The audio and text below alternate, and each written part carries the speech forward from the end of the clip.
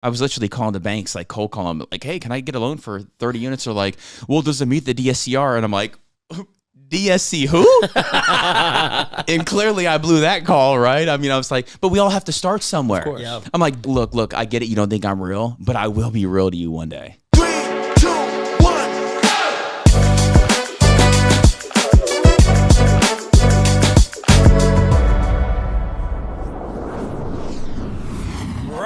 Tseko. That's good. Today we have an unbelievable story, an unbelievable guest. This is the right-hand man of Grant Cardone, Cardone Capital. These guys are multi-billion-dollar asset managers in the real estate space. Ryan, thank you so much for taking the time to come out here today. How you doing? Of course. Thanks for having me. Of course, our pleasure. It's great. Like when I come to New York City, I literally posted this, like, whose podcast can I go on? I had like 7 or 8. No other city can you do that. So number one, thanks for having me here. I look to add value. Amazing. Absolutely. Amazing. So I read your bio and I was like, oh my God, there's just no way I'm going to recite this off the script. Can you just give a little background on who you are, what you do? Yeah, so look, my background's actually quite interesting because I started out as a pilot. Most people know me as Captain Ryan. When I was really young, though, my uncle was a developer, so I've always been in the real estate game. When I hit 17, I realized I didn't have any money because he looked at me. I'm like, I want to do my first house. I want to do my first flip. And he's like, son, you don't have any money. And so I literally made the decision, okay, I'm either going to use my hands and work at all these odd jobs, or I looked at him one day and I'm like, I could actually get paid to fly airplanes. And so I was 17 years old. I just got my driver's license. I then got my pilot's license. And, I was hired on at the airlines at the age of 21 years old. 2008, 2009 happened. I actually upgraded to captain when I was 23. So these are the youngest ages that you could actually become first officer and then captain. I was flying a $40 million jet at the age of 21 years old. Jeez. Wow. So this is crazy. Like I literally went into the office to get hired, and I was still wet behind the ears. Like I literally was 21 years old flying a $40 million jet for United Express. With that in mind, I always wanted to be in real estate because I knew I couldn't trade my time for money. Like we all here sit today like, okay, I can go and work my ass off and go and get paid $100, $150 an hour. But there's something about real estate that has always been inside of me. And I've always been a very curious cat. I've always been curious. And for me, it's always been about timing. I know this is kind of vague, but I'll get into it later. I always studied my uncle. He was a developer. I always studied timing. When do you do this? When do you do the foundation? When do you do the walls? When do you do the plumbing? When do you do, because I think timing is very important in any real estate deal. And so as I was going through my career at the airlines, I hit 25 years old and I'm like, okay, I need to get back into real estate. In 2008, 2009, 2010 happened. So perfect timing.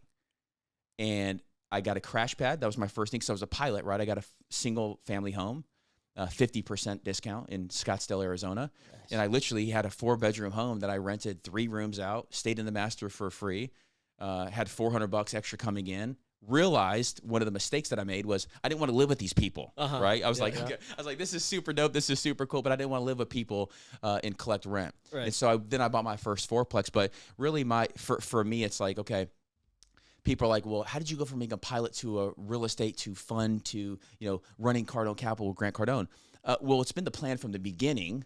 It's just taking, 20 years. I mean, I've got 10,000 hours in flying. I've been flying for almost 40 years old. So I've been flying for 23 years and I've been with Grant for almost 10. And I've been doing real estate since my first single family for 15 years. It's amazing. So I've been doing both. Like that's what people, they get a little confused, but I've been doing both for a very, very long time. And I encourage other people to do that too. You got a job? Go and get a piece of real estate. You got a job? Go work for somebody else. You got a job? Like you can't break away from what's making you money. Mm-hmm. You got to start studying now so that way you could actually buy and control real estate. Absolutely. Dude, you already knew 17 years old. I did. That's incredibly what was it about 17-year-old Ryan?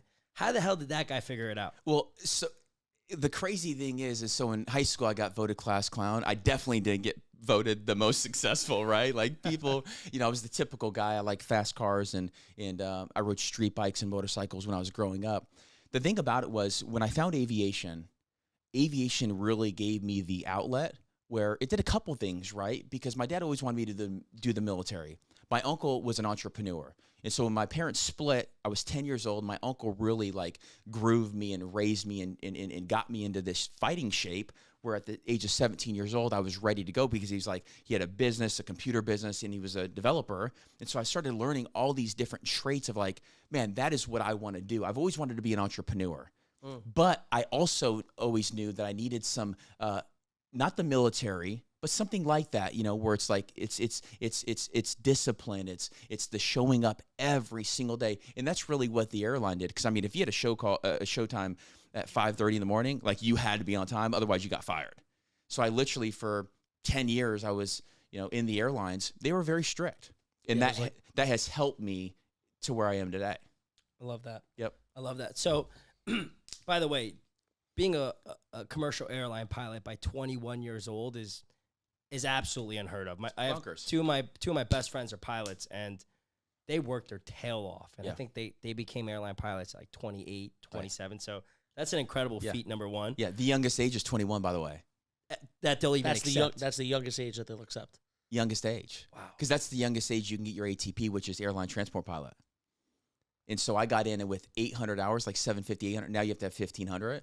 So I literally, guys, I'm telling you, you can't make this shit up. Like I literally hit different tracks in my career where I slid in there because I was that guy where people can count on. I wasn't the best. I actually took longer than most people to get spooled up and flying.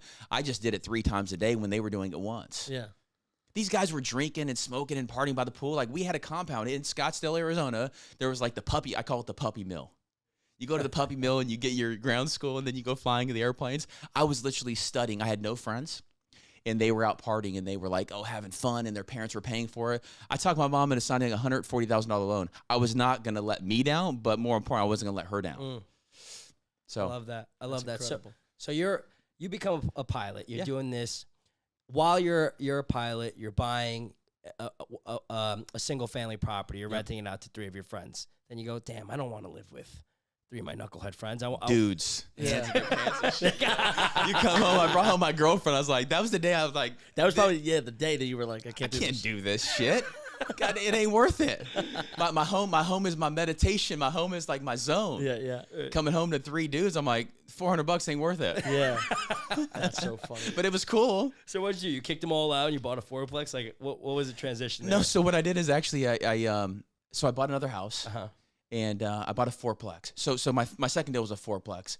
And it's crazy, the numbers. Like I was buying deals at 150, 175 for 4 units in Scottsdale and Mesa in 2009, which is like 40, 50 grand a unit. Now keep in mind, the rents were $500. And so I was cash flowing $500, $600 per month, but I bought a fourplex. And the crazy thing was when I first bought my first fourplex, I thought that I had to overdo it because people that were living there, I was like, oh man, this is nice, but it could be nicer. And so what I did is I kicked everybody out and I redid the entire 4 units and I bumped the rents by like $50. And I thought that was a huge deal. I was like, man, this is a home run. And it was cash flowing $500-$600. And so I was like, okay, this is cool, but how do I do it again? Right. And so I literally started walking the blocks of Mesa, Arizona, and I found a 3-plex 1 block away. And then I talked the guy next door to my fourplex because there was a bunch of, and this is the crazy thing. Like when I grew up in Scottsdale and Fountain Hills in Arizona, I didn't even know there was such a thing as like 4 units and 6 units and 8 units. I was like, what the hell is this? Like I felt like I hit the jackpot when somebody told me I can go and buy 4 units. I'm like, hold on, I get the same loan. I was trying to get the primary thing, but it didn't work, you know, because I had these other homes. But I was like, I could put 20% down or 10% down or 25% down. And then I started getting in, grooved into the creative financing piece. But again, I've always been, I'm not happy with just 1. I'm not happy with just 2 because I know my potential. And so I literally just started tracking these blocks. Like, cause I was like, oh, if I could do it right there and I could do it again and I could do it again. I end up with like 11 units at 26 years old in like a block of a block. And that for me was big. Like, I was like, okay, this is real. And that's really when I started grooving into like, okay, what's next? Right. So you're 26. You have 11 doors. You're cash flowing. What do you think you're cash flowing at that point? I was probably cash flowing, I don't know, $1,200 or something. I thought it was big time. I was actually taking. So what I did is I had student loans, right? Obviously the 140 grand, which is, it seemed big at the time. It wasn't big looking back. But I took the cash flow. So what I didn't want to do is I had all these liabilities. I had the BMW, the Ford Lightning, the street bikes, all that shit, right? And I looked at my insurance bill. I was like, okay, this doesn't make financial sense. And I started reading, the Rich Dad Poor Dads and, the Kenny McElroys, like all these guys, like social media and mentorship wasn't as big when I was 26 years old. That's 15 years ago. Social media was actually just starting to groove in. And so I had to figure out, okay, real estate's the thing, and I'll figure out all these other benefits later. But I had $1,200 coming in, but I never took my principal out of my liabilities because I had a car that was paid off, right? I took that and I put it down on a threeplex, so that way the $500 went back to go pay my student loans. And so I literally just started grooving all this stuff in where I was buying 4 units and 3 units. So I ended up at the age of 30 years old, I had 21 units. Wow. I had 21 units, and I said, okay, this is enough. And I started asking everybody, who's the multifamily guy? Who's the apartment guy? Who's this guy? Who's this guy? And I actually found Grant on YouTube. So I found Grant Cardone on YouTube. Then I heard him on Bigger Pockets, and he was doing this whole big spiel like, I want to grow my units. I'm at 2,500 units. I'm at 3,000. I want to grow this thing to 5 and 6 and 7. Anybody out there wants to join my team, call me. I literally called his office, and I got an interview with Jared, and I was hired as a sales guy, not even a pilot, not even for real estate, 2 weeks later. No at the age of 30 years old. Because I was tired. I was sick and tired of where I was. Everybody was saying, you're doing so damn great. You're doing so good. You're like fantastic. And I was like, guys, this isn't even like I feel like I'm so underperforming right now because of the people I'm hanging out with. Mm-hmm. Well, part of you probably too thought, looking back, right, when you had no doors, right, when you bought your first single family, you're like, listen, this is what I could do. I got from here to there. Now what's next? Totally. Like, it's amazing. And nobody around me knew how to stack 150 units. Uh-huh. I was literally calling the banks, like cold calling them, like, hey, can I get a loan for 30 units? Or like, well, does it meet the DSCR? And I'm like, DSC who? And clearly I blew that call, right? I mean, I was like, but we all have to start somewhere. Of course. Yeah. I'm like, DSCR, what does that mean? And he's like, he had this hesitation, right? I'm like, look, I get it. You don't think I'm real, but I will be real to you one day. And so I hung up the phone, and I got this. It was like a CD that had all the definitions and all the words and all the stuff that you need, right? That we teach today, because people aren't born with this stuff. What debt service coverage ratio 125? Oh, it's so simple when you know what it is, but if you don't know what it is, then it's like, is that Greek? Yeah, speaking another language. Like, okay, NOI 1.25, Right. But you have to really, understand these terms and what the lenders want and what the sales brokers want, because it's hard as hell, even right now, even more, it's hard as hell to get deals. Oh, it's virtually impossible. Dude, I gotta ask. I want to come back to the story, Sure. But just to derail here. You're 30 years old, right? Everyone's looking at you and saying, this guy Ryan, he's a pilot, he became a commercial pilot earlier than pretty much like virtually anyone in history. Career. Right? And you got 20-something doors, your cash flow, you're killing it. Yep. You're a stud. You probably got an 8-pack going on, right? 12, baby, 12, baby, 12. I couldn't even count. It was so deep. I was like, God damn, I got 18 days off. I'm working on my real estate. I was doing pull-ups on my fourplexes. You're a freaking weapon. You're probably pulling the baddest girl. Your girlfriend's probably a 10 out of 10, right? And at 30 years old, you're like, I'm just not satisfied with where I am. Yep. So you're calling up Grant Cardone, not even getting a job into the real estate side. That's right. Their sales side. Yep. You take the job. Now you're like, all right, I got a chance to grow. Yep. Let's fast forward to right now. Yeah. Ryan, today, do you feel satisfied with where you are right now, or do you got a mountain to climb? I got a mountain to climb. I've got many mountains to climb. Love it. Many. Like I feel like we're just getting started. I love that. Honestly, I do. Like, there's without any hesitation, because the rules and the regulations and the people that I'm around right now, look, it's great to make money, and on like when you're coming up, you have to make money to do the things you want to do, but the end result is helping people. And if you have a big enough if you have a big enough thinker, I've always thought, I've actually always thought big. Like I've actually switched this, because I always used to say I've always thought really small. But I realized that that's actually thinking small. I've actually thought really big for my being at the time. But I know as I continue to grow into this current being that I'm going to go into the next level. Like these mountains are actually like I was telling you guys, we did Barry's boot camp, and I did the cold plunge, and I did 2 laps around Central Park. Like, that shit really isn't that much fun. Like, it's 46 degrees water. Like, okay, would you rather be in a hot tub or 46 degrees? Like, it freezes at 32. You know, like I do things that aren't fun because it makes other things fun. And, you know, 100%. like Goggins and all these guys, like, there's something to be said about living in this pain. You know, so I've been with Grant for 9 years. My girlfriend, we were out dinner the other night, and he's like, do you think I'm hard on Ryan?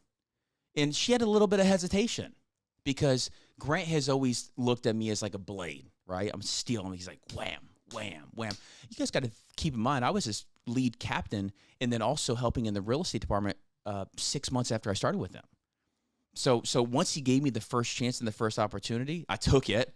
I was nervous as hell. I was like, if I could last a week, I could last a month. If I could last a month, I could last two. Because he's intense, right? Oh yeah, in a very good way. Of course. Because he's constructive, like he's building big buildings in his team around him. And so like I just literally, like, if I could last in this, which I knew I could, then it's just going to end up being something phenomenal. Right. And that's what we all need. We all need this, like, we all need this place in our life where we're surrounded by somebody, a coach. Mm-hmm. You know, I think that's why a lot of sports guys work so well too, and they're so successful in that, is because they always have the coach. You know, I was done doing it by myself. I was like, this thing is cool, 21 units. I'm like a manager, and I learned, like you were mentioning before, like, hey, what are some of the mistakes? I made all the mistakes. I was buying too small. I was thinking too small, and I had to think bigger.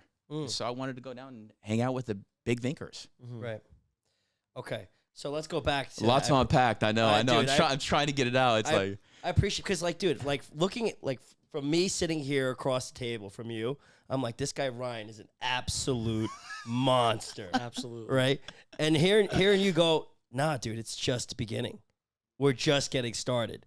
I love the pain. Right. Bring that shit on. Right. Next, baby, you know? Yeah. Playing, baby. Come on, fit in the plane. Get in the plane. Fucking 30 more seconds. Yeah. Put one more ice bag. Okay. You're a sick pup, and I love it, man. It's being around people like that get you jacked up, right? Yeah. This Thursday, I was relatively low energy, and I hung out with my good friends. Yep. Absolute savages. They all want to be billionaires. I'm like, just being around that energy makes you want to win so much, but it's contagious. So I appreciate you bringing this energy to Deals and Dollars right now. Yeah. Keep it going. So you're at but 30. it really does, though, like, to that point, like I always say, if you want to become a pilot, right, because that's where I started. Everything's in gradients. If you want to become a pilot, just hang out with pilots. I promise you will become a pilot because you're going to do what they're doing. You know, like I hung out with the best pilots because I wanted to be the best. When you want to become a real estate person, I always tell people, why would you start fix and flips by yourself? Just go work for somebody, and they'll teach you the whole game.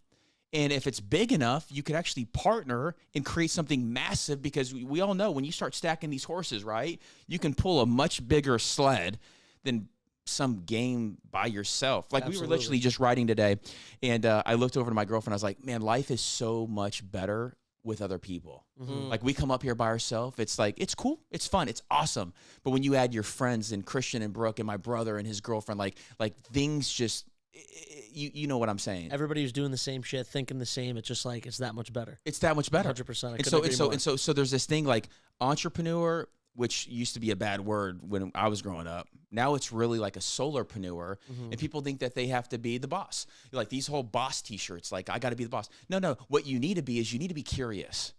And you need to be curious enough to go and like literally, and I heard somebody say this, you don't want to go and add value to somebody's team by like, oh, can I wash your shoes? Can I beg your feet? You want to go and say, hey, what do you need help with? Let me take this off your plate. And each and every day, I'm going to learn a piece that you're thinking with, and I'm going to continue to stack so we can grow and scale. You can't grow and scale anything by yourself. That's a good point. So you get added to the sales team, which, by the way, is the nastiest sales organization I signed up for a freaking Instagram ad. Dude, we doing you a service. Dog. Christian, I signed up for an Instagram ad. I was like, oh, free online training courses. Let me sign up. So I sign up. It's a 6 p.m. Meeting with one of Chris Dietz or something. Yeah. Chris Dietz. Yeah, Chris Dietz. Yeah. Chris Dietz calls me at 3 o'clock 3 times by 9:30 a.m. He's triple dialing me. Yeah. Industry standard, double dial. That's fine. But the triple dial, relentless. I don't answer. I'm like, who's this guy from Miami? Called me 3 times. I say, ignore. 12 o'clock runs around. I get another triple dial. I go, hello? Yep. Who's calling me like this, right? Yep. Chris DT disarms me so good. At the end of that call, I'm like, Chris, I love you, man. I can't. Here's my credit card. Bro, here's my credit card. Just take it, Ship whatever. it, bro. Ship it, bro. Just fucking know it. Yeah. Dude, the best closers know. I could go on for days about what this guy did to me on the phone, but unbelievable. He's this hell of an organization. Yeah. The way that you could just take like good salesmen and turn them into freaking Chris's. Yep. Out of control. Anyway, so you're in the sales team. Well, and to that point though, because I was flying, right? I was flying for Grant, and he said, "Hey, if I'm going to give you this contract, and you're going to, commit to being on my team on our days off, because as a pilot, you don't, you'll fly half the month, or you'll fly a trip and you'll come back, and what tends to happen is you'll go and do your own thing." He's like, "Will you work with me in the business?" I said, "Grant, that's why I'm here. Like, I want to learn. Like, you put me anywhere in your organization, you put me anywhere, coach, I'm going to do it." Wow. And so he's like, go into sales, go into this, go to the properties. Like, I literally, guys, I started from zero. I took the 4 bars that I worked my ass off. I worked for the FAA, the 4 bars. I had check airman. I had all these titles in the airline. I was there for 10 years, and I worked every day. And I gave it all back. And I said, you know what? I'll go and sweep floors. I will go and meet the managers. I will go and just teach me and help me get better. And it wasn't like a teaching like, Ryan, let's do a lesson today. It was more like, Ryan, I'm going to put you in this position, and I want you to find solutions. And so that's what I do. That should be on my resume. I love that. Solutions. No problems, only solutions, I love baby. that. Dude, that's one of my core values. Yeah. That's No, what It's we important. always talk about this all the time. It's important. So, dude, you get he puts you into the fire basically. Yeah. Figure it the fuck out, Yeah, Ryan. I sucked. Go here. What I mean, you've been doing it you've been on the real estate side for about over a decade now. So tell me how you went from sweeping floors, doing whatever basically anything at all, to running the show at this point. Like, what was that journey? What's that journey look like? Well, look, and when I got hired on as his lead captain, right, I was running the aviation piece, running everything. And that's really like a business, right? Because you have to budget, and you have to, I mean, you got staffing, you got travel. I mean, there's a lot that goes into aviation. The other piece where, and again, I just wanted to be, I wanted to be full with Grant. Like, hey, I'm not above, I'm not below. I want to get out of non-existence with everybody. And so I want to understand Grant. And I think it's important when you go and work with somebody who you're going to grow and scale with, and you want a partner, that you understand exactly what he's thinking, right? And so he was a big car sales guy, and he became a really big corporate sales trainer, meaning where he has staff in Cardone University. And so I literally, and this is another funny thing, like Cardone University, right? Guys were doing it once, like Chris Dietz, like they'll go in there and do it, right? And some guys will fall off. I did it 3 times in like a month. I'm like, just give it this information to me as quick as possible. Let me get it done. Let me retain it, and then let me move on. Because that's been my whole life, right? You have to understand, as a pilot, you get really good at training, really good. And I think that's what is missing in a lot of this younger group coming up, is like they don't want to train. Like, you have to train in order to get good. To get 10,000 hours, you got to fly 10,000 hours. To get really good at purchase and sales agreements and due diligence, like everything that you have, like you have to do a lot of them to ask a lot of questions to really, really smart people. And so that's just what I've done. My first, though, like to get me into the real estate piece with Grant was, we were over Christmas dinner, and he came back and he was pissed. And he's like, I've got 340 units in Daphne, Alabama, and there's 40 units that need to be leased. And I said, well, can I help? And he's like, God, man, we're going back and forth talking. And he's like, it's crazy. He's like, I know you really like real estate. He's like, I've been looking for a really long time for a guy who just wants to know everything about every deal, every T12 and rent roll and financial and team member and all this stuff for a really long damn time. And I was like, well, sometimes they're right in front of you. What if I did this, Grant? What if I parked the jet, came back and did 40 leases in 40 days? What if I committed to get this thing 100% in the next 40 days? Would you give me a shot on the real estate team? He's like, bro, you would do that? And so literally that's what I did. And so, and so again, these things, like, you can't make this stuff up. Like, you can't make these stories up. I literally went there. I slept on an air mattress in a single a bedroom unit in Daphne, Alabama, and I called Grant every day. Hey, what would you do? What would you do? What would you do? He's like, I'd put the signs, your cell number on the front of the building, People call you. I would go back for the 60 days that people have come in who didn't rent, and I'd start calling them. And so I started recruiting. I realized the manager sucked. I realized the assistant was awesome, and I started recruiting the really good teams. And I literally leased for 15 days. I got 15 leases, and he called me on the 15th day, and he says, "You're fucking good, man." He's like, "You're coming back." He's like, "You're a goddamn animal." He's like, "You're coming back. You're on the real estate team." I love that. You found solutions. You went out there and figured it out. That's it. I just do work.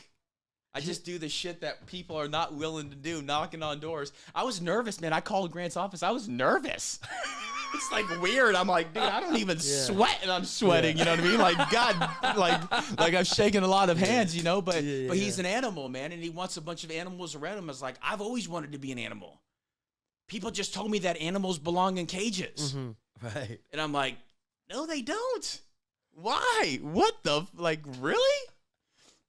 We're the ones that changed the world. Oh man. Oh, dude, I love you, man. Dude, I love you too, bro. Amazing. Yeah, I love you. Because the energy, and I was telling you, like, I do a lot of podcasts on, like, Zooms. It's completely different. 100% different. Like, the eye contact and the energy and just it's fun. Oh yeah. Oh, this is a great fucking podcast. Yeah, this is my favorite by far. 100%. Right, you got to drop some gold because I know you gotta bounce in literally 5 minutes. 5 minutes? I It's know gone by that it quick? went like this. Look, you got to catch people up about what it is that you're doing right now. Yeah. Right. And dude, it's just, you know what? This is the issue, right? I want to I go to a party, and I'll try to I'll get too drunk for my own good and start giving real estate advice to people. Regular people, and they don't listen anyway, right? They're like, "Oh yeah, but my uncle said this." Yeah. Dude, I dollar average cost in the S&P 500, bro. I'm like, God damn, bro, you're fucked. Good luck, man. You're gonna lose money. Good luck. Let me know how it goes in 10 years. What would you tell? Like, because you're just cut with a different cloth, right? Like you were just born different. You keep say it any other way, but you're just an animal, right? What for a kid like in college right now, 18 years old, 17 years old, I guess high school, right? I guess 17 to like 21 years old. This kid's hungry. He wants to win. He's willing to put in the work. What's the best piece of advice you give that kid? Well, I've already said it like 3 times. You have to get around a team that's going to mold you. Yeah. If you don't become a part of a team, like you don't know how the teams work. You know, that's why I'm always willing to start at the bottom, because if you don't start at the bottom, you don't know what the bottom feels like. It's important to know what the bottom feels like. Yes. In my personal opinion, my brother and his girlfriend were saying today, like we were actually walking down the street, and they're like, you know, I think what makes all of us is that we're gritty. You know, I come from Chino, California. It wasn't how it was back then the way it is now, and I think that if I had the option, and this is probably going to throw a lot of people off, right? Like because I am who I am because of where I came from, but I do personally believe that it's an option up here if you were born into something like really, really awesome, that you could actually take that to the next level.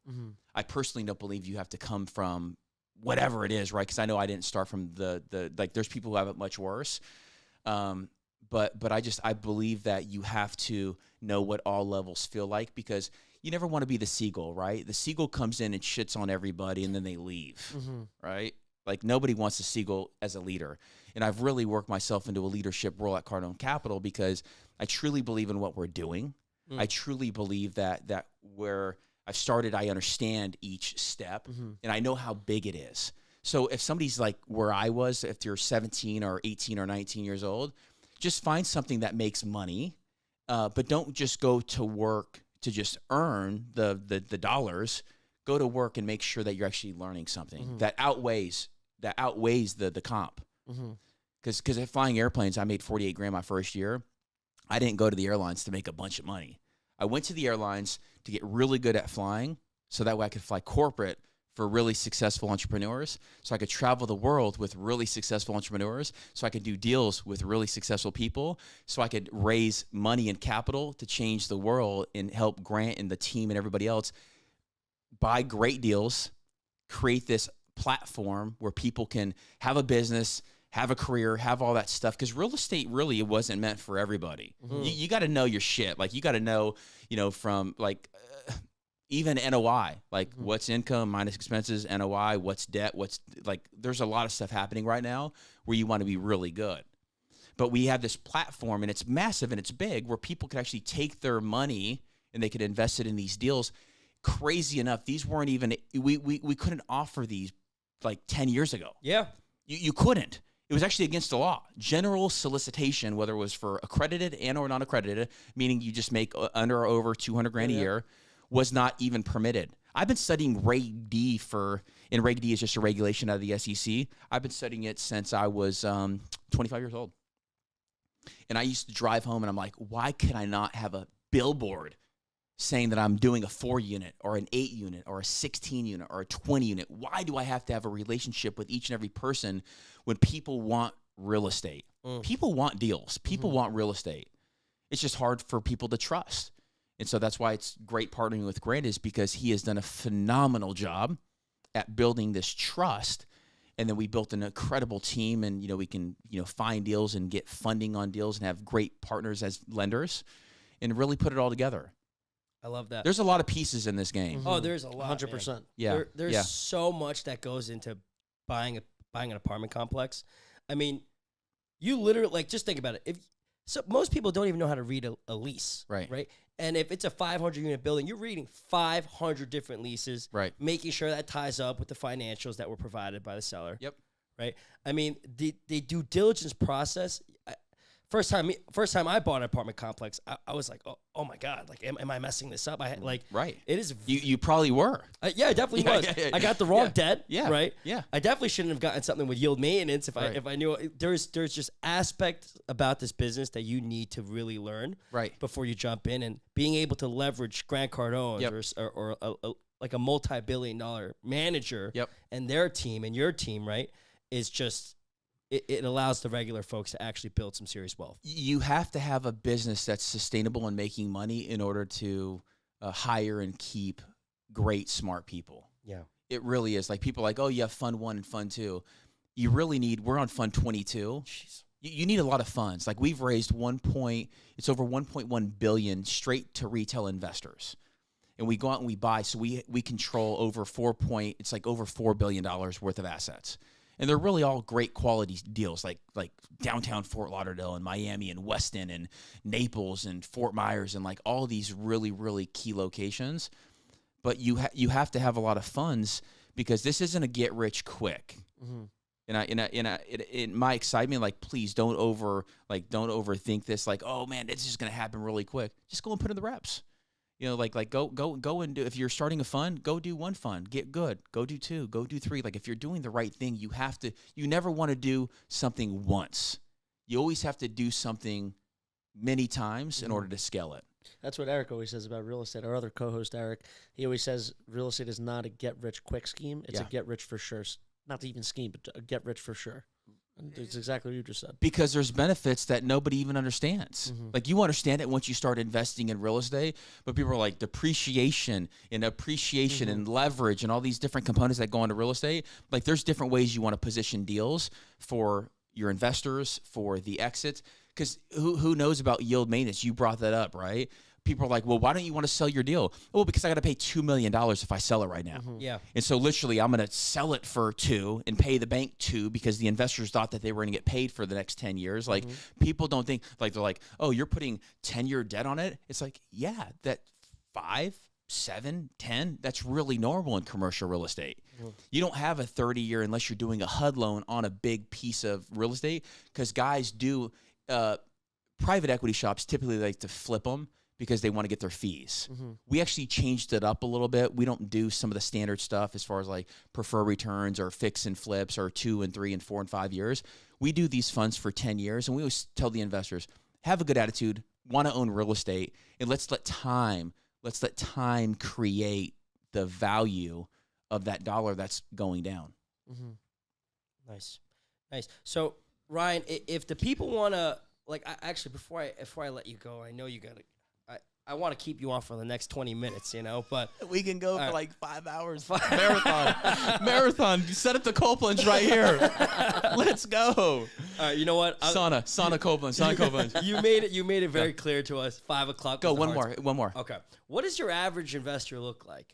how much is that person investing, and what does a return profile look like for your ordinary investor? So we have two investor types, right? One is the accredited, which we started out, and that's the easiest one to set up. They're doing 3, 4, 5, 600 grand. I've got one guy for 17.5. He's one of our partners on our other company.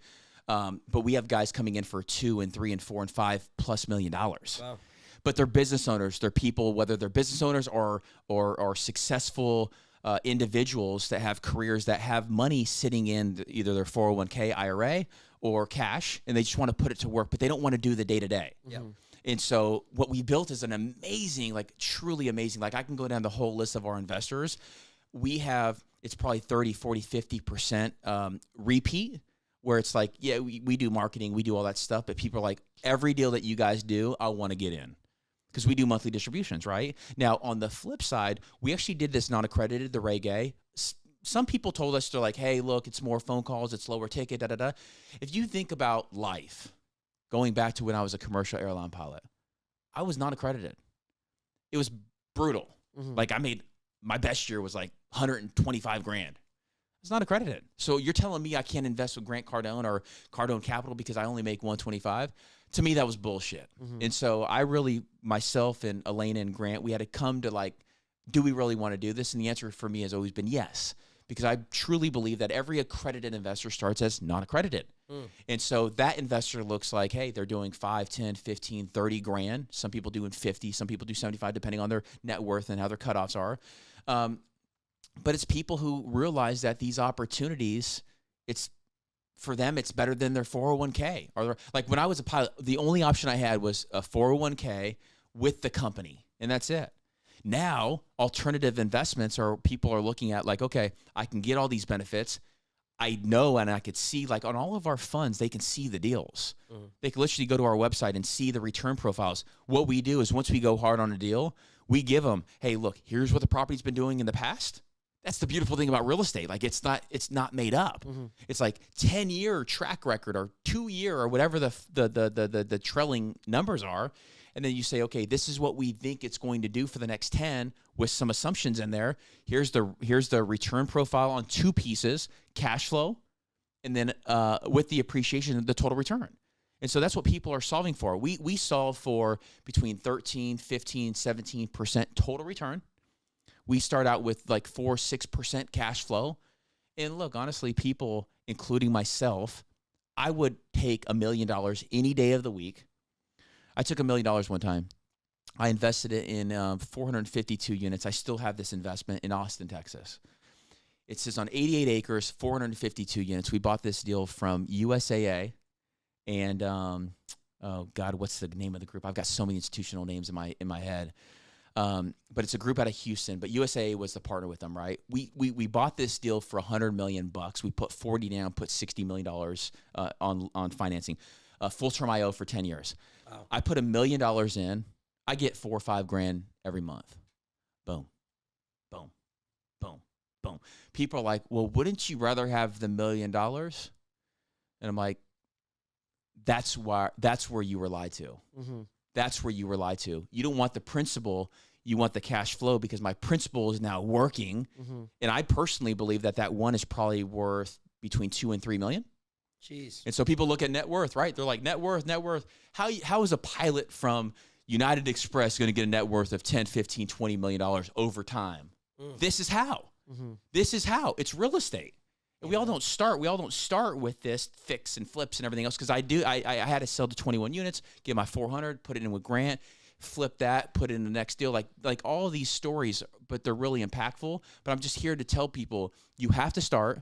You will be met with these opportunities that you have to take full advantage of.